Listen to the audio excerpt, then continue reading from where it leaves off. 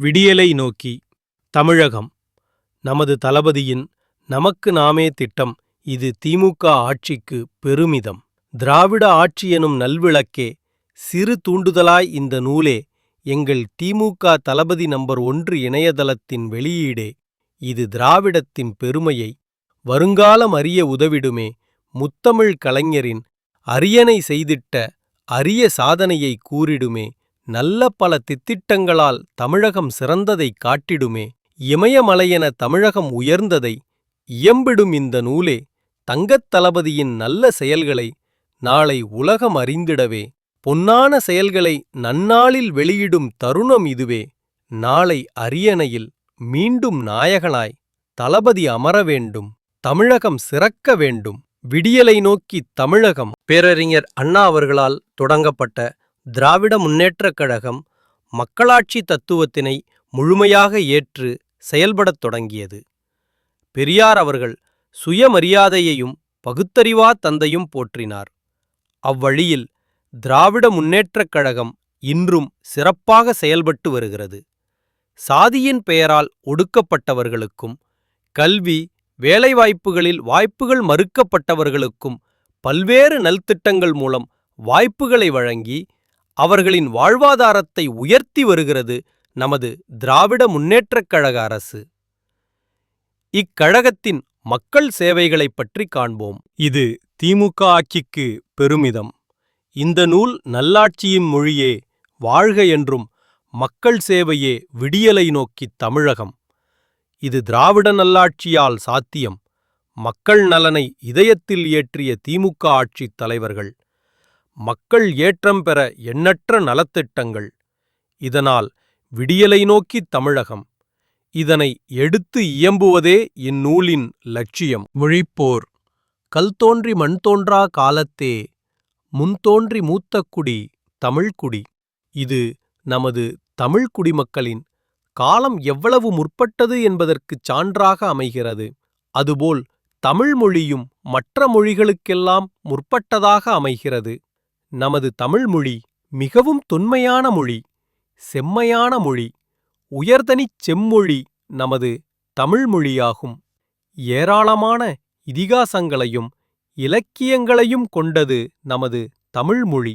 ஈராயிரம் ஆண்டுகளுக்கு முன்பு எழுதப்பட்ட உலகப் பொதுமறையாம் திருக்குறள் பல்வேறு மொழிகளில் மொழிபெயர்க்கப்பட்டுள்ளது. தமிழின் இனிமையையும் பெருமையையும் சொல்லிக்கொண்டே போகலாம். எனவே நமது மொழியை போற்றி பாதுகாக்க வேண்டிய கடமை நமக்கு இருக்கிறது. நமது தமிழகத்தில் அந்நிய மொழியின் ஆதிக்கம் இருக்கக்கூடாது என்பதில் கவனமாக இருக்கிறது நமது திராவிட அரசு. அதற்காக பல செம்மொழி மாநாடு. தமிழ்மொழி இனிது, தமிழ்மொழி அமிழ்து, தமிழ்மொழி வளமையானது, தமிழ்மொழி தொன்மையானது, தமிழ்மொழி தன்னிகரில்லாதது, தமிழ்மொழி தற்சார்பு உடையது. நமது முத்தமிழ் அறிஞர் கலைஞர் அவர்களால் ஜூன் 23, 2010 தென்னக மான்செஸ்டர் கோயம்புத்தூரில் மிகச் சிறப்பாக ஏற்பாடு செய்யப்பட்டது செம்மொழியான தமிழ் மாநாடு. ஜூன் 27, 2010 அன்று இனிதே செம்மொழி மாநாடு நிறைவுற்றது. இது உலக வரலாற்றில் மிகவும் முக்கியத்துவம் வாழ்ந்த நிகழ்வாகும். தமிழின் பெருமையை உலகறிய பறைசாற்றிய பெருமை நமது முத்தமிழ் அறிஞர் கலைஞர் அவர்களைச் சாரும். இம்மாநாட்டில் ஏராளமான தமிழ் படைப்புகளைத் தாங்கிய சிறப்பு மலர் வெளியிடப்பட்டது. தமிழின் பெருமையை கூறும் கண்காட்சி நடைபெற்றது. நமது தமிழ் பண்பாட்டினை பறைசாற்றும் கலை நிகழ்ச்சிகள் நடைபெற்றன. இதில் ஏராளமான தமிழ் ஆர்வலர்களும் பொதுமக்களும் கலந்து கொண்டு தமிழ் அமுதை சுவைத்தனர். செந்தமிழ் நாடென்னும் போதினிலே இன்பத்தேன் வந்து பாயுது காதினிலே என்று பாடுகிறார் மகாகவி பாரதியார். அத்தகைய தமிழ்நாட்டின் பெருமையாகவும் ஆணிவேராகவும் உயிராகவும் விளங்கிடும் நமது தமிழ் மொழியை காத்து வளர்த்து கொண்டிருக்கிறது நமது திராவிட முன்னேற்றக் கழக அரசு. இன்றும் தொடர்ந்து பாடுபட்டு வருகிறது. அதன் எதிரொலியாகத்தான் நமது தளபதியின் தலைமையிலான திராவிட முன்னேற்றக் கழக அரசானது தேசிய கல்விக் கொள்கை எனும் மத யானையை எதிர்த்து தமிழகத்திற்கான புதிய கல்விக் கொள்கையை வெளியிட்டு இருக்கிறது. தேசிய கல்விக் கொள்கை 2020 எனும் மதயானை தமிழ்நாட்டின் கல்வி கட்டமைப்புகளை தமிழ் வளர்ச்சி அடையும் விதத்தில் செயல்படுத்துவது நமது திராவிட அரசின் முதன்மை மற்றும் முக்கியமான நோக்கமாகும். பொதுவாக மொழிப்பாடங்கள் நமது சமூகத்தின் பிரதிபலிப்பாக உள்ளது.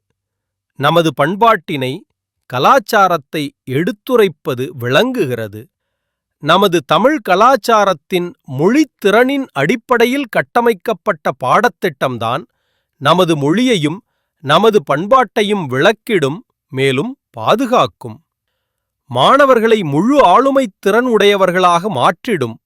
மாணவர்களின் ஒட்டுமொத்த வளர்ச்சிக்கு வழிவகை செய்திடும். நமது மொழிப்பாடம் தேசிய அளவில் கட்டமைக்கப்படும் பொழுது நமது பண்பாட்டுக் கூறுகள், நமது மொழியின் சிறப்புக் கூறுகள், சமூக நீதி சிதைவடைந்துவிடும். இதை ஆழமாக கருத்தில் கொண்டுதான் தேசிய கல்விக் கொள்கை 2020 எனும் மதயானை என்ற நூலை மே 2025 நமது ஆற்றல் மிகுந்த பள்ளிக்கல்வித்துறை அமைச்சர் மாண்புமிகு அன்பில் மகேஷ் பொய்யாமொழி அவர்கள் வெளியிட்டார். குலக்கல்வி முறையானது ஒழிக்கப்பட்டு மாணவர்கள் சுதந்திரமாக கல்வி கற்கும் நிலை இருக்கவே திராவிட முன்னேற்றக் கழகம் பாடுபட்டு வருகிறது. நமது பள்ளிக்கல்வித்துறை அமைச்சர் அவர்கள், கல்விதான் மனிதகுல வளர்ச்சிக்கே ஆதாரம். சாதிய படிநிலைகளாலும் பிறப்பின் அடிப்படையில் ஏற்படுத்தப்பட்ட ஏற்றத்தாழ்வுகளாலும் பெரும்பாலான மக்கள் கல்வி அறிவு பெறுவதிலிருந்து வெளியேற்றப்பட்டனர். அதற்கு தீண்டாமை உள்ளிட்ட பிற்போக்கு கருத்துக்கள் உறுதுணை செய்தன. அனைவரும் கல்வி பெறும் வாய்ப்பு மறுக்கப்பட்டது. அவர்களுக்கான நியாயமான அடிப்படை உரிமைகளையும் அதிகாரங்களை மீட்டு எடுக்க ஓர் அமைப்பு அவசியப்பட்டது. தென்னாட்டில் அப்படி உருவான அந்த அமைப்பின் தோற்றத்திற்குப் பிறகே அதுவரை பறிக்கப்பட்ட உரிமைகளை மீட்கும் உணர்ச்சி தென்னாட்டு மக்களுக்குள் தீப்பிடித்தது போல பரவத் தொடங்கியது.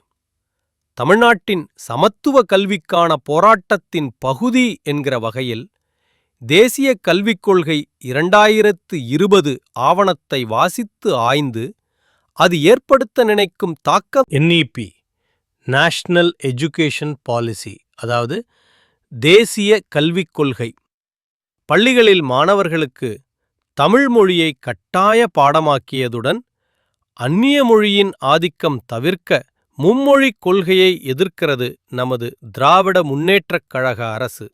மேலும் தேசிய கல்விக் கொள்கையினால் மாணவர்களின் தேர்வு நிலை மாற்றியமைக்கப்படும்.